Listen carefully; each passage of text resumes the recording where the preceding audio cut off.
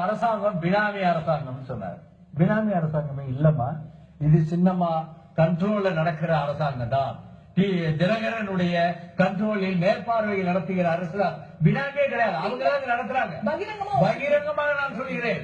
சின்னம்மா இன்னும் 7 கடல் 7 மலை தாண்டி அவங்களை கொண்டு போய் வச்சாலும் அவர் இடுகின்ற கட்டளைப்படிதான் இங்க இருக்கக்கூடிய கட்சி நடக்கும், இங்க இருக்கக்கூடிய அரசு நடக்கும்.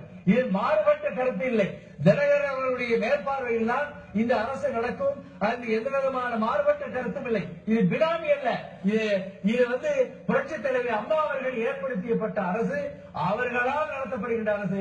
இது பினாமி அல்ல. சசிகலா அவர்களால் நடத்தப்படுதுன்னு சொன்னீங்க. கண்டிப்பாக உறுதியாக சொல்றேன். இந்த 4 வருஷத்துக்கு அவங்க தான் ஆட்சி பண்றாங்க. அவங்க எங்க இருந்தா என்ன, அங்க கொடுக்கிற சிமிகை, அங்க கொடுக்கிற சிக்னல், தண்டிக்கப்பட்டு சிறையில் ஊழல் குற்றம் இல்லமா, தப்பா சொல்லாதீங்க. ஊழல் கிடையாது.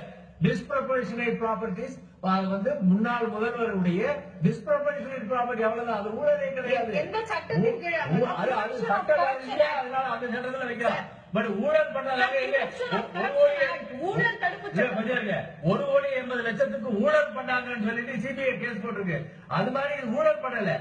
சொத்துக்கு, அதாவது வருமானத்திற்கு அதிகமாக சொத்து வாங்கினார்கள் என்பதுதான் கேஸ்.